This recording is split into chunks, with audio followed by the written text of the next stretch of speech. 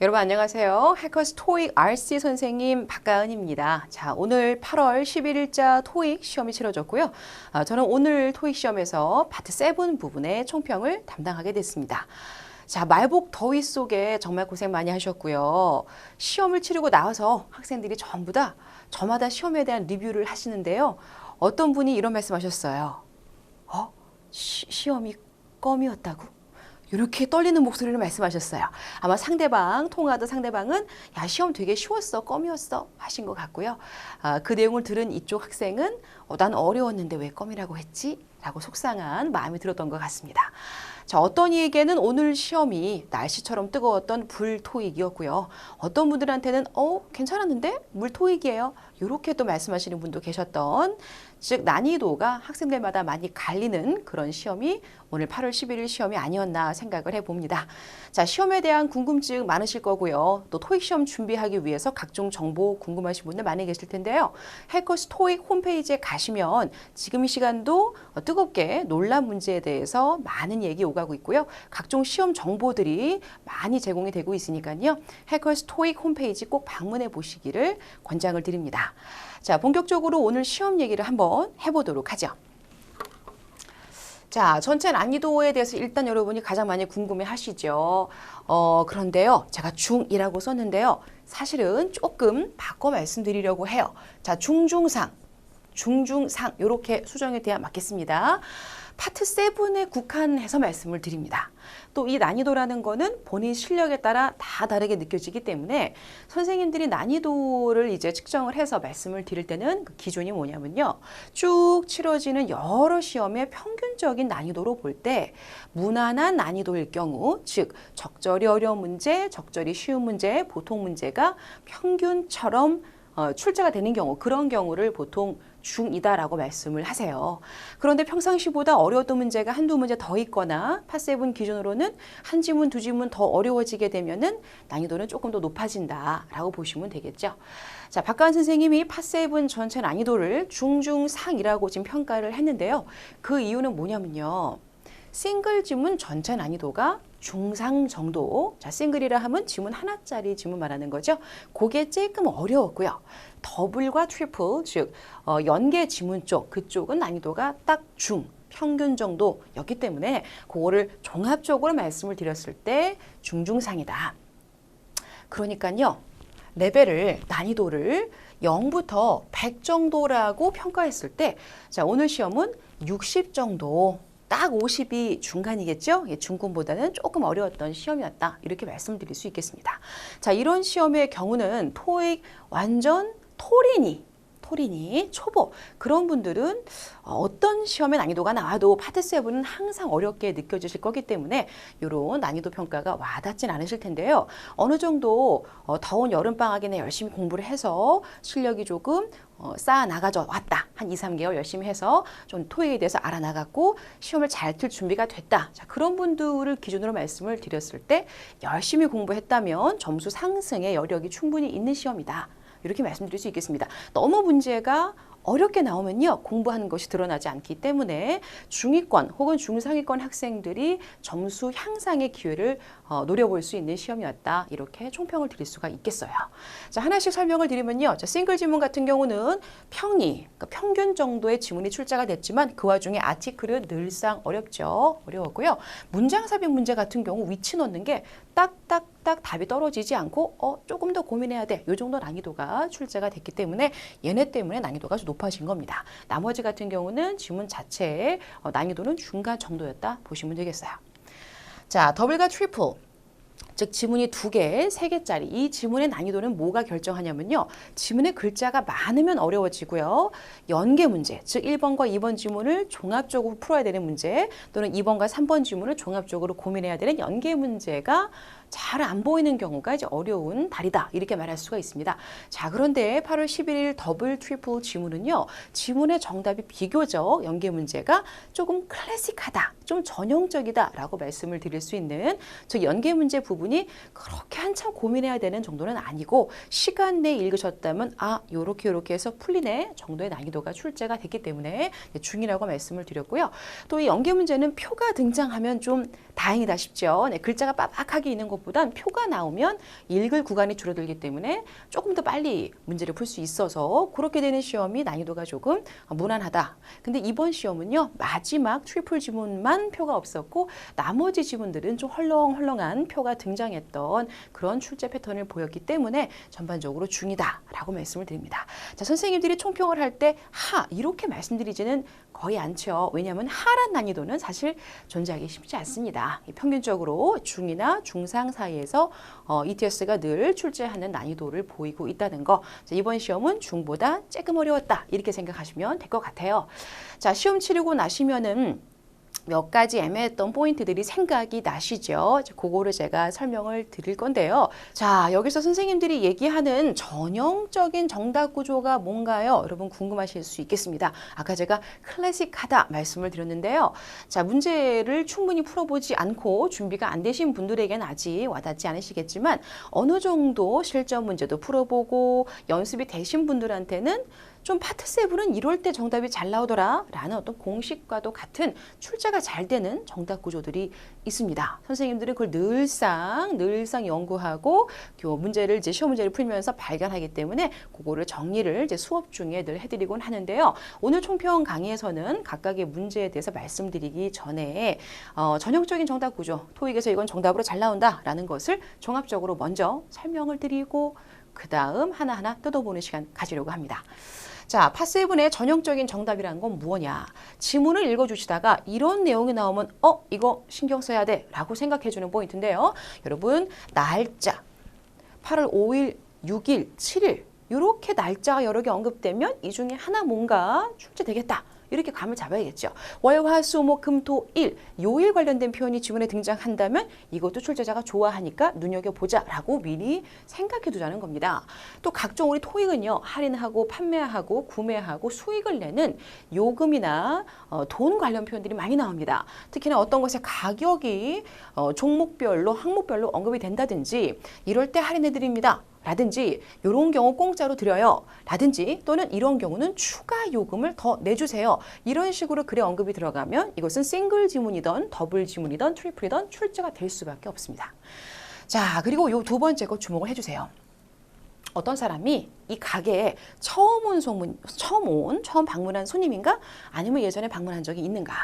어떤 사람이 어떤 책을 읽어본 적이 있는가? 없는가? 또는 이 회사가 어느 동네에 지점을 설립한 적이 있는가? 아니면 이 지점이 처음인가? 즉 이것이 처음인가 아닌가에 대한 내용은 항상 주목하시는 것이 좋습니다. 자, 예를 들어서요. 지난달에 밀린 요금을 이번 달도 청구하겠습니다. 자, 이런 인보이스를 받은 고객은 처음 구매한 사람인가요? 아닌가요? 아닌 거죠. 지난달 밀린 요금까지 이번에 청구하겠대요. 그럼 예전에도 구매한 적이 있고 이번에도 구매를 하는 것이니까 처음 구매한 게 아닌 거죠. 예를 들어서 어떤 글에서 처음 방문하신 분께는 10% 할인해드려요. 그런데 밑에 보니까 영수증에 10% 할인받은 내역이 나오는 거예요. 자, 이 사람은 처음 방문했다. 자, 이런 것들은 빠지지 않고 지문에 등장할 경우 꼭 문제로 출제가 된다는 걸 기억해 두셔야 합니다. 자, 3번 이하 보시면요. 어느 시험에도 적용이 되는 사항인데요. 예를 들어서 파7의 지문에 어떤 시간별로 스케줄표가 나올 경우는 반드시 뭐가 출제가 된다? 이 시간이 변경되는 사항에 대해서 출제가 된다는 거죠. 싱글이건 더블이건 트리플이건. 또는 깎아드립니다 라고 했을 때 대량 구매해야 깎아드려요. 혹은 몇 월 며칠까지 오셔야 깎아드려요. 이렇게 조건을 걸어요. 그랬을 때 이 상대방 고객이 그 날짜까지 왔는가 못 왔는가, 대량 구매했는가 아닌가를 더 읽고 단서를 찾게 만들면서 결국 할인 받았니 못 받았니, 그 조건에 충족을 하고 있니 여부를 가지고 특히나 연계 문제 정답으로 출제를 잘하는 거죠. 또는요. 어떤 자격증이 있어야 돼요? 토익 몇 점 있어야 되죠? 어디 거주해야 돼요? 그런 분만 우리 회사에서 뽑을 거예요. 여러 자격 요건이 열거돼 있을 경우에 저 지원합니다. 거기 모든 요건 충족하는데요. 제가 그 지역엔 안 살아요. 자, 이런 식으로 나열된 자격 요건을 충족을 시키는가 아닌가 여부, 이런 것들은 연계 문제 정답일 수밖에 없는 거죠. 자, 또는 A라는 제품 B라는 제품, C라는 제품의 특징이 각각 언급이 됩니다. A는 노란색, 예를 들어 B는 빨강색, C는 파란색, 이런 색의 제품이라고 쳐요. 자, 그런데 고객이 얘기해요. 처음에 빨간색 사고 싶었는데요. 파란색으로 바꿉니다. 자, 이 사람은 결국 무엇을 구매한다? 파란색을 구매한다. 나열된 정보 중에서 어느 것에 매치가 되는가? 이런 것들이 출제가 될 수밖에 없는 거죠. 자, 제가 지금 간단하게만 말씀을 드렸습니다. 파트 7에 잘 나오는 이런 정답 패턴을 여러분들이 미리 알고 요 해당되는 지문들을 좀 미리 읽어보고 훈련하신다면 ETS가 실제 출제하는 시험 문제를 바로 읽으실 때도 적용되는 것이 굉장히 많다는 거죠. 이런 것들이 해커스 오프라인 수업에서 실전반 강의, 정규반 강의를 통해 박가연 선생님이 설명드리고 있는 포인트인데요. 여러 가지 더 많은 출제 패턴이 있지만 이 정도만 간단하게 말씀을 드려보도록 하죠. 자, 오늘 시험이 저한테는 토익이 처음이었습니다 하는 분들한테는 아, 그렇군요. 이런 게 미리 공부가 되었으면 좋겠네요 라고 아쉬운 마음이 드셨겠지만 아까 말씀드린 대로 각종 정보들이 해커스 홈페이지에 잘 제공이 되고 있으니까요. 이제 거기서 또 많은 정보를 접하시면서 더 많은 토익의 출제 패턴을 미리 훈련하시면 좋을 것 같습니다. 자, 개괄적인 얘기 여기까지 하도록 하고요. 한번 하나씩 리마인드하는 시간을 좀 가져보도록 하겠습니다. 자, 문장의 위치를 넣는 문제 같은 경우는 뭐가 포인트일까요? 그런 문제는 직전과 직후 문장에 있는 문장이 제일 중요하죠. 그렇다면 넣어야 하는 해당 문장을 잘 읽어주시고 여기에 나오는 단어가 직전이나 직후 문장에 대신 바뀌어 있는 패러프레이징 된 표현이 있다면 그게 강력한 단서가 됩니다. 자, 예를 들어서 우리가 넣어야 하는 문장이 있어요. 근데 그 문장은 어떤 건물 짓는데요. 3년이 걸립니다. 이렇게 얘기했다고 칩시다. 그런데 직전 문장에 공사 기간을 얼마 동안 마치고 나면 공사 기간, 공사 건설의 단계, 그 단계가 지나고 나면 동네 고용도 좋아질 거예요. 이렇게 언급했다고 쳐요. 자, 이때 우리는 뭘 놓치지 말아야 될까? 이 문장, 우리가 넣어야 되는 문장에 3년이라는 공사 기간, 공사 단계가 언급이 됐고요. 직전 문장에는 공사 단계란 말이 정말로 언급이 되면서 그거 지나면 동네 고용이 더 좋아집니다. 라고 얘기했다는 거죠. 직전에 있는 공사 단계, construction phase, 여러분 이거 phase라고 해서 단계라는 명사인데요. 공사 단계, 즉 공사하는데 걸리는 어느 정도의 시간을 가리키겠죠. 그 시간이 얼마인지 뒷문장에서 부연 설명해 주는 거라고 보시고 위치를 이런 단서를 잡아주면서 답을 고르셔야 한다는 겁니다. 자, 문장 삽입 문제는 직전 직후 문장에 뭔가 겹치는 단어가 있다. 그걸 기억을 해주고요. 3년이라는 것이 직전 문장의 건설 단계 기간을 가리켰다라고 생각하시면 정답을 잘 냈다 하더라도 아, 저런 포인트가 있구나 라고 한 번 더 생각해 보실 수 있을 것 같아요. 두 번째입니다. 어떤 멋진 제품을 발견했어요. 아, 이거 내가 갖다 팔고 싶다. 그런데 이 제품을 들여오기 위해서는 자, 우리가 넣어야 되는 문장은 뭐냐면요. 앞으로 추가적으로 노력을 좀 해야 해. effort, 노력들이 필요해. 라는 문장을 적절히 배치하고 싶어요. 때마침 빈칸 뒷문장에 이런 표현이 나옵니다. 우리가요. 기존 거 팔던 것도 여전히 팔아야 되는 어려움이 있고요. 또한 새 제품을 공부를 시켜야 돼요. 판매 직원들한테요.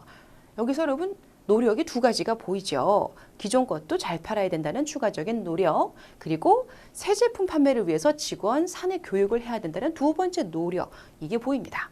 노력이란 단어에 복수 형태로 주목을 하시면 그 뒷문장에 두 개의 노력이 나열됐다. 라는 것까지 눈에 보이면서 적당히 이 문장을 넣어줄 위치를 고려해야 했죠. 지금 제가 말로 설명을 드리고 있습니다만 나머지 예를 들어서 뭐 1번 자리, 2번 자리, 물론 A, B, C였겠지만요. 3번 자리 등등은 이게 들어가기가 좀 애매하다는 거예요. 왜? 그 노력에 대한 구체적인 설명이 뒷문장에 없었기 때문인 거죠.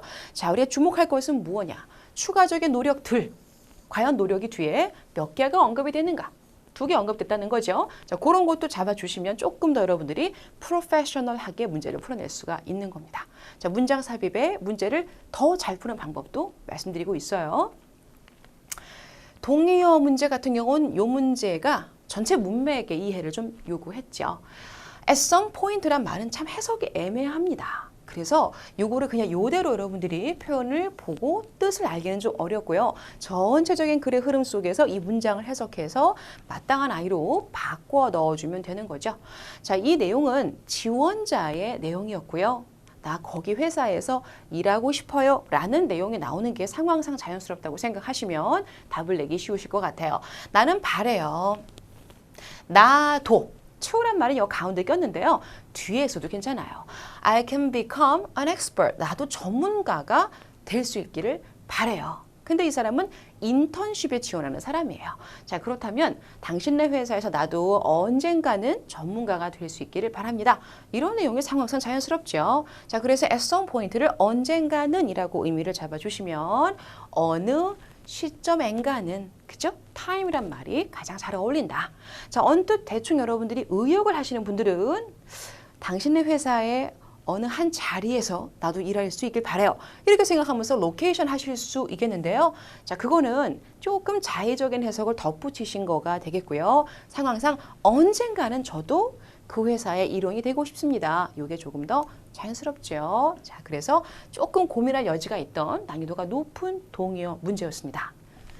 반면에 두 번째 문제는 굉장히 쉬웠고 토익의 역사상 너무나 자주 또 보였던 패턴이라서 미리 아시면 좋을 것 같습니다. 자, 우리 항상 편집글의 마무리에 궁금한 게 있으시거나 문제점이 있으시거나 염려사항이 있으시면 연락주세요. 이런 말 참 많이 쓰이죠. 자, 그때 concerns 이 표현 하나 챙겨놓도록 하죠. 이 표현 나오면 여러분 많이 틀리시거든요. 자, concerns란 명사는요, 염려사항입니다. 염려사항. 그런데 통상적으로 이렇게 s 붙여 쓴다는 것도 눈에 보였으면 좋겠어요. 자, 이때 issue라는 건 우리 한국말로는 이슈가 있다. 그러면 이제 뭘까요? 뭔가 논의해봐야 할 만한 요즘 화제가 되는 이슈가 있어. 뭐 그런 식으로 통상적으로 한국어로 쓰죠. 영어의 이슈는 조금 비슷한 뉘앙스입니다. 우리가 좀 고민해봐야 할 어떤 문제점이 있을 때 이슈가 좀 생겼어. 이렇게 말한다는 거죠. 자, 이 자리에 대신 넣어도 괜찮은 것은 problems라는 명사가 되겠습니다. If you have any problems, 문제가 있으시다면 또는 questions, 질문사항이 있으시다면 또는 concerns, 염려사항이 있으시다면 또는 진짜 이슈가 발생한 것이 있으시다면 연락주세요. 이런 뉘앙스로 출제가 잘 되는 어휘죠. 자, 근데 이슈란 아예 나온 김에 제가 한번 챙겨드립니다. 여기서는 문제점으로 해석이 되고요. 어디까지나 명사로 문제점으로 해석이 되는데 두 번째 이슈는 명사일 때 8월 호, 9월 호, 잡지나 신문 등의 호라는 뜻으로도 쓰이기도 합니다. 세 번째 이슈는요, 여러분 동사일 때 모습을 정말 기억을 잘 해두셔야 돼요. 자, 이슈는요, 출판사에서 자기네 8월 호, 9월 호를 여기저기 뭐하다, 나눠주다, 배포하다가 됩니다. 자, 배포하다. 즉, 요런 경우는 또 어떻게 출제가 잘 되냐면요, distribute 이렇게 동의어 문제로 나올 수밖에 없고요. 또 나눠준단 말은 손으로 이렇게 뿌려주는 모습 연상되시죠? 그래서 hand out 이란 표현으로도 여러 차례 paraphrasing 출제가 된다는 거, 요거까지 챙기셔야 여러분들이 앞으로의 토익이 준비가 될 것 같습니다. 자, 이번에는요. 두 사람의 대화 혹은 여러 명의 대화 속에 따옴표 친 이게 무슨 말이냐 묻는 문제가 두 개가 출제가 되죠. 자, 그 얘기를 해보도록 하죠. 자, 평상시에도 이 표현 아시면 좋습니다. 회화에서 유용한 표현인데요. 너 내일 올 수 있니? 상대가 그렇게 물어볼 때 나 내일 못 가겠어. I can't make it. 직역을 하면 만들 수가 없어. 같이 보이겠지만 내가 그 시간에 그 장소에 딱 갈 수가 없을 때 야, 나 내일은 좀 힘들겠다. 영어로 I can't make it. 직접 문장의 상황은 뭐냐면요. 무슨 경기가 있어요. 경기에 못 가겠다. 이런 내용인데요. 직접 문장의 상황이 약간 조금 여러 얘기를 합니다. 경기 보러 가자. 티켓 생겼어. 밥도 먹고 가자. 이렇게 얘기를 해요. 그래서 I can make it의 의미는 밥을 못 먹으러 간다는 건가? 경기를 못 보러 간다는 건가? 다소 애매할 수도 있었는데요. 다행히 밥을 못 먹으러 간다. 먹으러 갈 수가 없다. 이런 초이스는 없고 요리할 수 없다. 이런 게 있었기 때문에 이제 걔는 피할 수가 있었습니다. 자, 결론적으로 가족의 행사 때문에 난 못 가. 경기를 못 봐. 라고 여러분들이 이 문장의 의미를 골라주시면 되는 거죠. 자, 두 번째, correct. 상대방의 한 말에 대해서 맞아 라고 동의하는 표현인데요. 자, 상황은 여러분 사실은 쿠션. 근데 커튼이라고 우리 생각을 해보도록 하죠. 커튼이 조금 단점이 있어. 고객이 불만이 많아. 너무 잘 흘러내린대. 다시 디자인하자. 그거 말고 다른 제품은 안 흘러내리는데 걔처럼 하자는 얘기죠? 그랬더니 correct 이런 상황이에요. 그래서 새로 만들 우리 이 제품은 기존 거를 닮아 있어야겠다. 그죠? 기존 거를 닮아서 안 흘러내리는 게 좋겠다. 이 말을 correct에서 유추할 수 있는 거죠. 그래, 그것처럼 만들어. 이런 얘기입니다. 자, 그래서 앞뒤 상황상 요거 보고 답을 냈습니다.